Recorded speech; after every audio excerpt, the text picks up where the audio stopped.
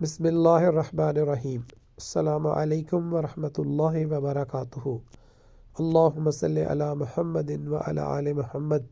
فضائل اعمال، حکایت صحابہ رضی اللہ تعالی عنہم۔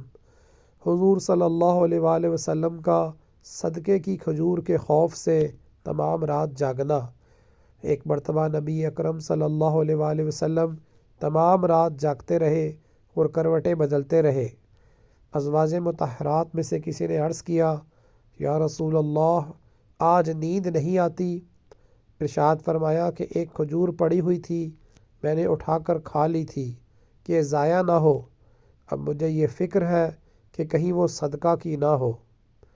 اقرب یہی ہے کہ وہ حضور صلی اللہ علیہ وسلم کی اپنی ہی ہوگی، مگر چونکہ صدقے کا مال بھی حضور پاک صلی اللہ علیہ وسلم کے یہاں آتا تھا، اس شبے کی وجہ سے نبی اکرم صلی اللہ علیہ وآلہ وسلم کو رات بھر نیند نہ آئی کہ خدا نخواستہ وہ صدقے کی ہو اور اس صورت میں صدقے کا مال کھایا گیا ہو۔ یہ تو آقا کا حال ہے کہ محض شبے پر رات بھر کروٹیں بدلیں اور نیند نہیں آئی۔ اب غلاموں کا حال دیکھو کہ رشوت، سود، چوری، ڈاکہ، ہر قسم کا ناجائز مال کس سرخ روئی سے کھاتے ہیں اور ناز سے اپنے آپ کو غلامان محمد صلی اللہ علیہ وآلہ وسلم میں شمار کرتے ہیں۔